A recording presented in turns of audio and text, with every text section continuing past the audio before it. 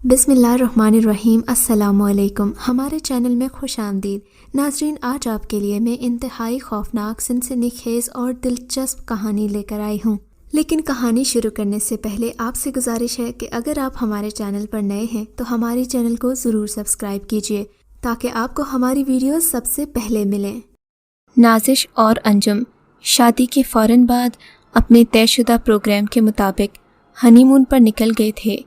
सबसे पहले मोहब्बत की लाजवाल यादगार ताज महल के साए में बैठकर दोनों ने मुस्तकबिल के ताने बाने बुने, साथ जीने मरने की कस्में खाईं, बहुत से अहदो पैमा किए और फिर अपने सफ़र का आगाज़ किया। हिंदुस्तान के कई तारीख़ी मकामात की सैर करने के बाद अब दोनों छत्तीसगढ़ के इलाके की तरफ गामज़िन थे। वहाँ के राजा महाराजाओं के किले और महलात देखने के बाद उनका प्रोग्राम घर वापस जाने का था। ये दोनों इन दिनों बेहद खुशो खुर्रम थे। उनके लिए हर दिन ईद और हर रात शब बारात थी। लेकिन इनकी खुशी उस वक्त दोबाला हो गई जब इसी दौरान अंजुम की मुलाकात अपने दरीना दोस्त राहुल मल्होत्रा से हो गई। राहुल आजकल छत्तीसगढ़ में बहैसियत पुलिस इंस्पेक्टर तैनात था। दोनों दोस्त बरसों बाद मिले थे, इसलिए बातों का सिलसिला ऐसा छिड़ा कि ख़त्म होने का नाम ही नहीं ले रहा था। दोनों दोस्तों के हंसी कहकहे फ़िज़ा में बुलंद हो रहे थे, जबकि नाजिश खामोश बैठी थी क्योंकि उसे इन दोनों की बातों से कोई दिलचस्पी नहीं थी।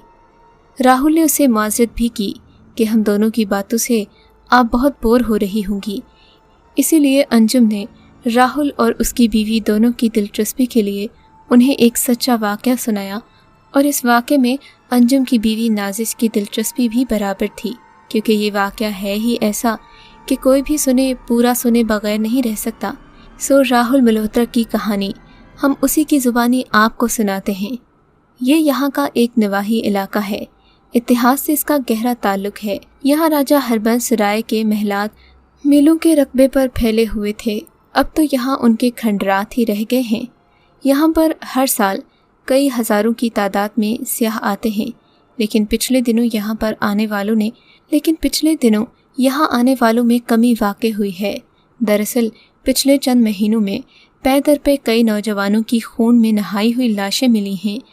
ऐसा लगता है कि जैसे किसी ने उनकी शारक काट कर उनका खून पीने की कोशिश की हो। पोस्टमार्टम रिपोर्ट भी यही बताती है कि मकतूलीन के जिस्म में खून का एक कतरा भी नहीं था। ये हौलनाक वारदातें वक्फे से होती रहती हैं, लेकिन अभी तक हमारी तफ्तीश एक इंच भी आगे नहीं बढ़ी। कोई सिरा ही हाथ नहीं आ रहा, जबकि हम पुलिस वालों से सख्त बाज़पुरस हो रही है। इंस्पेक्टर राहुल का लहजा शिकस्त खुर्दा था। अंजुम और नाजिश निहायत ही इन्हिमाक से राहुल की कहानी सुन रहे थे, मगर उन्हें क्या पता था कि वो दोनों भी इसी कहानी का एक किरदार बन जाएंगे। अंजुम उस ज़मां पेशे के एतबार से डॉक्टर था, मुकम्मल तौर पर साइंस पर यकीन रखता था, मादा और एनर्जी के तमाम उसूलों को जानता था, इसलिए भूत प्रेत और जन्नात के वजूद का काहिल नहीं था। वो हर बात को साइंसी उसूलों में परखने की कोशिश करता। लेकिन इंस्पेक्टर राहुल की ज़ुबानी जो कहानी उसने सुनी, उसने उसके जहन को उलझा कर रख दिया। दोनों मियाँ बीवी का आज गढ़ी में पहला दिन था। दोनों महलों के खंडरात घूमते हुए सोच रहे थे कि अगर वो यहाँ ना आते तो शायद उनका हनीमून नामुकम्मल ही रहता। यहाँ पर महलात की खूबसूरती देखने के काबिल थी। अंजुम, हरबंस राय की कुछ हिस्ट्री का इल्म है आपको? नाजिश ने पूछा था। कुछ ज़्यादा तो मैं नहीं जानता, इतना जानता हूँ कि ये शराब व शबाब का दिलदादा था। एक दिन महल में अपनी ख्वाबगाह में इस तरह पाया गया कि इसका जिस्म कटा हुआ था, सारा खून किसी ने पी लिया था।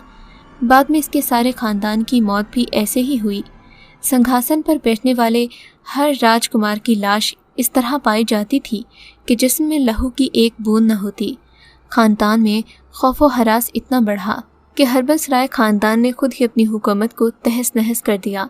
यूँ ये ख़ानदान ज़वाल पजीर हो गया। इस तरह गिद्दो-नवाह के दूसरे महाराजाओं ने इनके महलों पर कब्ज़ा करना चाहा, लेकिन वो नाकाम रहे। अब अंजाम तुम्हारे सामने है। अब यहाँ खंडर ही खंडर हैं और उल्लू बोल रहे हैं।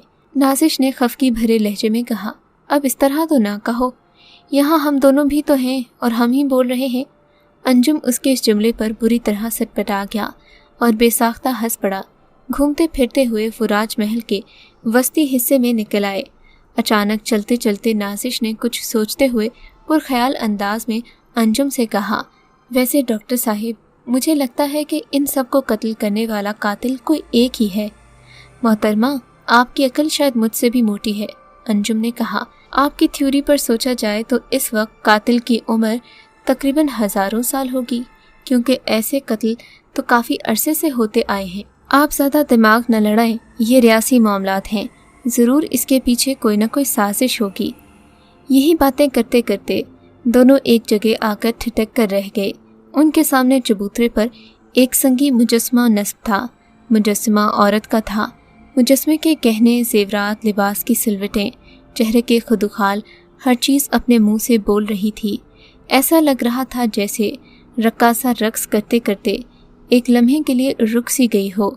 दोनों मियाँ बीवी इस मुजस्मे को हैरत से देख रहे थे कि बेइख्तियार अंजुम की ज़ुबान से निकला, सुभान अल्लाह, जिस फनकार ने भी बनाया है उसकी उंगलियां चूमने को दिल चाहता है। नाजिश ने अपने अतराफ में देखा और बोली, जनाब, ये काम किसी और वक्त कर लेना, फ़िलहाल तो बहुत देर हो गई है, यहाँ से निकलने की करो। क्यों ना घूमने फिरने वालों की टोलियाँ नज़र नहीं आ रही, ना ही यहाँ गार्ड्स नज़र आ रहे हैं। वो उन्हें झूठी सच्ची कहानियाँ सुनाकर अपनी जेबें गर्म कर रहे थे।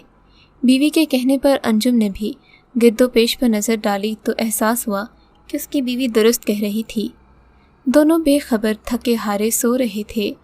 दूसरी सुबह उनके लिए काफ़ी हंगामा खेज साबित हुई, क्योंकि सुबह ही इंस्पेक्टर राहुल का फ़ोन आया था कि राजमहल के अक़मी दरवाजे के करीब फिर एक नौजवान की लाश मिली थी, और उसकी भी वही हालत थी जो इससे पहले मिलने वाली लाशों की थी। ये केस छत्तीसगढ़ की पुलिस के लिए एक मुअम्मा बना हुआ था जो किसी भी तरह हल नहीं हो रहा था। राजमहल के इंस्पेक्टर्स और सिक्योरिटी गार्ड्स को सख्ती से हिदायत कर दी गई थी कि यहाँ पर आने वालों पर नज़र रखी जाए। तफ्तीश का दायरा भी वसी कर दिया गया था। नाजिश और अंजुम का इरादा आज फिर राजमहल की सैर करने का था, लेकिन इन्होंने अपना फ़ैसला तब्दील कर लिया था। फिर ये दोनों राजमहल के शुमाल में वाक़े ब्रह्मा मंदिर देखने के लिए निकल पड़े। इस मंदिर की खुसूसियत ये थी कि इस मंदिर में सिर्फ राय ख़ानदान से ताल्लुक़ रखने वाले लोग ही जा सकते थे।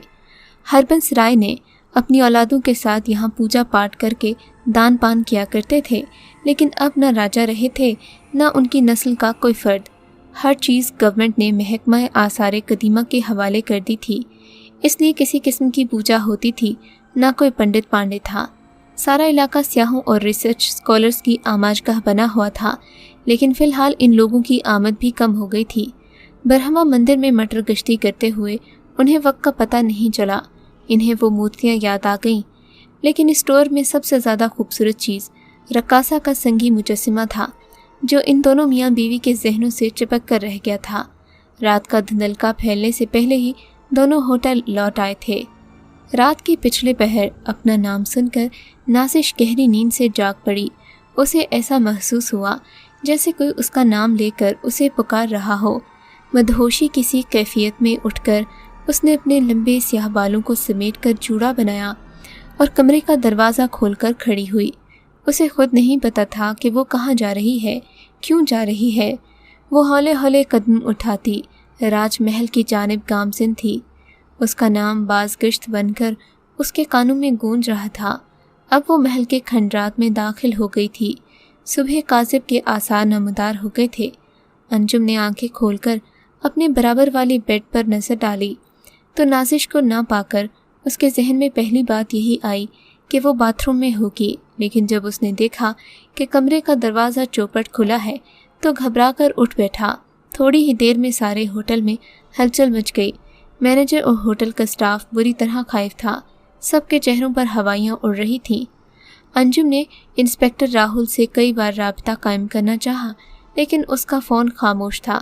इसी असना में पुलिस होटल में दाखिल हुई, जिसमें राहुल, इंस्पेक्टर और उसके 2 साथी भी शामिल थे।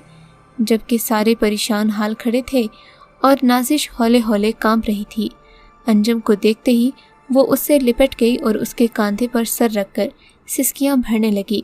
अंजुम ने उस पर सवालात की बौछार कर दी, लेकिन जवाब में वो मुसलसल रोती रही, क्योंकि उसे खुद इल्म नहीं था کہ وہ کہاں جا رہی تھی اور کیوں جا رہی تھی۔ سب کے چہرے پر سوالیہ نشان تھا، لیکن یہ کیا چکر، کیا اسرار، کیا بھید تھا، کسی کی سمجھ میں نہیں آ رہا تھا۔ نازش کا ذہن کوڑا کاغذ بن گیا تھا، جبکہ انجم کا خیال تھا کہ انہیں جلد از جلد یہاں سے نکل جانا چاہیے، لیکن اس کی بیوی نازش یہاں سے جانے پر ہرگز آمادہ نہیں تھی۔ وہ چاہتی تھی کہ کچھ دن اور یہاں قیام کیا جائے۔ بالآخر انجم اس کے ضد کرنے پر آمادہ ہو گیا کہ چند دن اور یہیں گزار لیں گے، لیکن اگلے ہی رات ایک عجیب واقعہ ہوا۔ رات کا نہ جانے کون سا پہر تھا، نازش نے ایک جھجری لی اور اپنے بستر سے اٹھ گئی، شوہر پر ایک سرسری سی نگاہ ڈالی اور کمرے سے نکل گئی۔ آج وہ آہستہ آہستہ نہیں، برق رفتاری سے فاصلہ عبور کر رہی تھی۔ ہوٹل کے در و دیوار وہ کافی پیچھے چھوڑ آئی تھی، لیکن آج وہ تنہا نہیں تھی، زمین کے اندر پاتال میں چلی گئی۔ انجم نے ایک ہلکی سی چیخ ماری، اس زمین کو دیکھنے لگا۔ خوف سے اس کا رنگ زرد پڑ گیا تھا۔ راہل نے بڑھ کر اپنی مضبوط باہوں میں اسے سہارا دیا، ہولے ہولے اس کا کاندھا تھپکنے لگا۔ انجم نے دہشت زدہ آواز میں راہل کے کان میں سرگوشی کی، راہل، میری نازش کو وہ لے گیا۔ راہل نے چونکتے ہوئے کہا، کون؟ انجم نے لڑکھڑاتی زبان میں کہا، یہاں اس جگہ ایک پتھر کا خوبصورت بت نصب تھا جو کہ اب نہیں ہے، بس اسی جگہ اسی زمین نے میری نازش کو نگل لیا۔ اف خدایا، میں اپنے خاندان کو کیا جواب دوں گا؟ راہل نے تھوک نگلتے ہوئے سہمے سہمے انداز میں کہا، گھبراؤ مت میرے یار، اللہ بہتر کرے گا۔ خوفزدہ تو وہ بھی تھا، لیکن اپنی افسرانہ شان اور مردانگی کو برقرار رکھے ہوئے تھا۔ اس جگہ سنگی مجسمے کو وہ بارہا دیکھ چکا تھا، جو اتنی مضبوطی سے یہاں نصب تھا کہ اسے ہلانے کا سوال ہی پیدا نہیں ہوتا تھا، لیکن اس کا یہاں سے غائب ہونا ایک عجیب معمہ تھا جسے راہل بھی حل نہیں کر پا رہا تھا۔ راہل اور انجم یوں ہی بیٹھے ایک دوسرے کو تسلی دے رہے تھے کہ اچانک ان کی حیرت کی انتہا نہ رہی جب انہوں نے دیکھا کہ دور کھڑی ایک رقاصہ بڑے جوش و خروش سے ناچ رہی تھی۔ اس کے زیورات کی کھنک پورے راج محل میں گونج رہی تھی۔ اچانک ناچتے ناچتے اس نے کسی کو اشارے سے بلایا۔ راہل اور انجم نے اس سمت دیکھا جدھر رقاصہ کھڑی ناچ رہی تھی، لیکن انہیں کچھ بھی نظر نہیں آیا۔ اب رقاصہ اس طرح لچک رہی تھی جیسے پھولوں سے لدی ڈالی۔ اشاروں میں بھی اتنی ہی تیزی آ گئی، وہ تڑپ تڑپ کر کسی کو بلا رہی تھی۔ اس وقت انجم اور راہل کی خوشی اور حیرت کی انتہا نہ رہی جب انہوں نے دیکھا کہ رقاصہ جسے اتنے جتن سے بلا رہی ہے وہ کوئی اور نہیں بلکہ نازش ہے، نیند اور خواب کی کیفیت میں خرامہ خرامہ چلتی ہوئی۔ وہ بھی بالی کی طرف بڑھ رہی تھی۔ رقاصہ کے چہرے پر پراسرار مسکراہٹ تھی۔ نازش جیسے ہی رقاصہ کے قریب پہنچی، اس نے کہا، تم مجھ سے کیا چاہتی ہو؟ کیوں مجھے روز جگاتی ہو؟ رقاصہ کا کہا پوری فضا میں گونج اٹھا، سننا چاہتی ہو میری حقیقت؟ کون ہوں میں؟ کیا راز ہے میرا؟ کیوں بھٹک رہی ہوں؟ آؤ آج تمہیں بتاتی ہوں کہ میں کون ہوں، کیوں تمہیں بلاتی ہوں، کیوں آوازیں دیتی ہوں۔ میں پورنما ہوں، راجہ ہربنس رائے کی راج ترن کی۔ جب میں ناچتی ہوں تو ایسا لگتا ہے کہ میرا تن نہیں تھرک رہا، بجلی تڑپ رہی ہے، جیسے بن پانی کے مچھلی تڑپ رہی ہے۔ یہ سارا سنسار میرے پائل کی دھن پر ناچ اٹھتا تھا اور پھر راجہ مجھے پسند کرنے لگا، میری اداؤں پر مرنے لگا۔ کہتا تھا، پورنما، میں تجھے جی جان سے چاہتا ہوں، اپنا سنگھاسن، اپنا راج گھٹ سب تیرے چرنوں میں رکھ دوں گا، میں تجھ سے بیاہ رچاؤں گا، سب کے سامنے تجھے اپنی رانی تسلیم کروں گا۔ مگر لڑکی، وہ جھوٹا تھا۔ میں پاس کی ریاستوں سے راجکماریاں بیاہ کر لاتا اور انہیں مان سامان دے کر اپنے محل میں اضافہ کرتا۔ مجھے اس نے صرف راج ترنگی ہی سمجھا۔ جب اس کا من للچاتا مجھ سے کھیلتا اور پھر جیسے جیسے میرا کومل جسم بڑھاپے کی طرف بڑھنے لگا، راجہ کا دل مجھ سے اٹھ گیا۔ مجھ سے پیچھا چھڑانے کے لیے اس نے اپنے وفاداروں کے ذریعے میری ہتیا کرنے کی کوشش کی۔ بات میری سمجھ میں آ گئی۔ میں نے ساری بات اپنے گرو دیو کو بتا کر ان سے معافی مانگی۔ گرو دیو نے میرے لیے خاص پرارتھنا کی اور کہا کہ تو کبھی بوڑھی نہیں ہوگی، یہ گزرتا سمے تجھے کچھ نہیں کہے گا، تو امر رہے گی، تجھے موت نہیں آئے گی، لیکن تجھے راجہ ہربنس رائے کا خون پینا ہوگا، صرف راجہ کا نہیں بلکہ اس کی ساری نسل کا خون پی کر اپنی پیاس بجھانی ہوگی۔ جب اس کی نسل ختم ہو جائے گی تو جو بھی مرد تیرے ہاتھ لگے اس کا شکار کرنا، لیکن اس بیچ ایک ایسا سنکٹ آئے گا جہاں یہ بہتا سمے پھر تیرے شریر کو کھانے کی کوشش کرے گا، تیری یہ سندر باجوانی پھر بھنگ ہونا شروع ہو جائے گی اور تو بھی عام استریوں کی طرح بوڑھی ہو جائے گی۔ میں ڈر گئی، خوفزدہ ہو گئی اور میں نے گرو دیو کے چرن پکڑ لیے اور کہا، گرو دیو مجھے کوئی اپائے بتائیے۔ پھر انہوں نے میری پرارتھنا سویکار کی اور کہا، پورنیما جب تجھے لگے کہ تیری جوانی ساتھ چھوڑ رہی ہے تو اسی وقت کسی نو بیاہتا دلہن کا شریر حاصل کرنے کی کوشش کرنا۔ اگر تو اس کام میں سفل رہی تو جب تک یہ سنسار ہے تو اسی طرح سندر اور جوان رہے گی، تیرا بدن پھولوں کی طرح لچکتا مہکتا رہے گا، تیرے زیورات چندرما کی طرح چمکتے رہیں گے، راجہ ہربنس راج کا راج ختم ہو جائے گا لیکن تیرا راج ساری گڑھی پر ہوگا، تو بغیر راجہ کے رانی ہوگی، تیرا کوئی کچھ نہیں بگاڑے گا، تجھے خود بخود تیری خوراک ملے گی اور تو یہاں کے چپے چپے پر راج کرے گی اور پھر تو امر بن جائے گی۔ انہی دنوں تو اور تیرا پتی راج محل میں داخل ہوئے، میں گدگداؤ تھی، میں نے تیرا شریر حاصل کرنے کی کوشش کی اور آج میں ہمیشہ ہمیشہ کے لیے امر بن جاؤں گی اور تو ہمیشہ کے لیے غائب ہو جائے گی۔ وہ وحشیانہ انداز میں کہکہے لگا رہی تھی۔ نازش خواب و خیال کی دنیا سے نکل آئی تھی، وہ خوف سے کانپ رہی تھی کہ اچانک دیوی نے پوری طاقت کے ساتھ اسے اپنی طرف کھینچنے کی کوشش کی۔ اس کے ہاتھ صرف نازش کے بلاؤز تک پہنچ پائے تھے کہ اس چینا چپٹی میں بلاؤز بری طرح پھٹ گیا۔ نازش ساڑی سے اپنا جسم ڈھانپنے کی کوشش کر رہی تھی، اتنے میں انسپکٹر راہل نے اپنا پورا ریوالور رقاصہ کے جسم پر خالی کر دیا، لیکن اس بلا پر کوئی اثر نہیں ہوا۔ باہر والوں کو کسی بات کی خبر نہ تھی، جبکہ نازش اپنے شوہر کی طرف مدد طلب نظروں سے دیکھ رہی تھی۔ اس کا شوہر برداشت نہیں کر سکا کہ غیر مرد کے سامنے اس کی بیوی کی عزت تار تار ہو۔ اس نے اپنا قیمتی کوٹ اتارا، بیوی کی طرف اچھال دیا، لیکن نشانہ خطا کر گیا اور کوٹ بجائے نازش کے اس بلا پر جا گرا۔ کوٹ کے پڑتے ہی وہ شیطانی اور خبیث روح دلداز چیخیں مارنا شروع ہو گئی۔ پھڑکتی ہوئی آگ کا ایک زبردست شعلہ بلند ہوا اور اس بلا نے رنگ روپ بدلنا شروع کر دیا۔ اب وہاں حسین و جمیل رقاصہ نہیں، انتہائی کریہا اور خوفناک عورت کی لاش تھی جو مکمل طور پر جل کر راکھ ہو گئی تھی، جبکہ انجم کا کوٹ جوں کا توں تھا۔ دونوں دوست دوڑ کر نازش کے پاس پہنچے۔ نازش مکمل طور پر ہوش و حواس میں تھی۔ اتنے میں اچانک ہوا کا ایک سرد جھونکا آیا اور جلی ہوئی لاش کی راکھ بکھر گئی۔ انجم، جس خون آشام بلا پر کوئی گولی اثر نہیں کر رہی، تمہارے کوٹ سے کس طرح نیست و نابود ہو گئی؟ انجم نے ایک پرسکون مسکراہٹ کے ساتھ اپنی بیوی کی طرف دیکھا اور کہا، ہاں آج تو واقعی چمتکار ہو گیا۔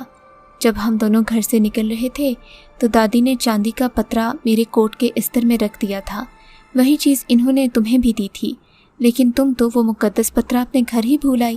یہ مت سمجھنا کہ وہ کوئی جادو تھا، وہ میرے رب کی رحمت تھی۔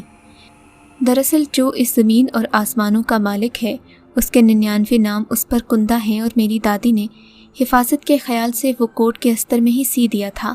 آیا کچھ عقل میں؟ ان دونوں نے ایک دوسرے کی طرف دیکھا۔ یہ گھر کے بڑے لوگ بھی کتنے تجربہ کار ہوتے ہیں نا۔ ان کے اس پوتر پترے نے نہ صرف ہم تینوں کی جانیں بچائیں بلکہ اس علاقے کو بھی اس بلا سے آزاد کروا دیا۔ انجم کا کوٹ زیب تن کیے نازش بہت خوش لگ رہی تھی۔ تینوں آہستہ آہستہ چلتے ہوئے باہر کی طرف جا رہے تھے۔ اچانک ان کے قدم لڑکھڑائے، تینوں کی زبان سے ایک دل خراش چیخ بلند ہوئی۔ راج ترنکی کا سنگی مجسمہ پاش پاش ہو چکا تھا۔ حیرت انگیز نظارہ انہوں نے اپنی آنکھوں سے دیکھا تھا۔ تینوں نے وہاں نہ رکنے کا فیصلہ کیا اور خوشی خوشی اپنی قیام گاہ کی طرف چلے آئے، کیونکہ ان کا مسئلہ ہمیشہ ہمیشہ کے لیے حل ہو چکا تھا۔ اگر آپ کو یہ کہانی اچھی لگی ہے تو اس ویڈیو کو لائک کیجیے اور اس طرح کی مزید ویڈیوز دیکھنے کے لیے ہمارے چینل کو سبسکرائب کیجیے۔ اور ہاں، اگر آپ کی کسی دوست، رشتہ دار یا بہن کے ساتھ خدا نہ کرے ایسا کوئی واقعہ پیش آیا ہے تو ہمیں کامنٹ سیکشن میں اس کے بارے میں ضرور بتائیے۔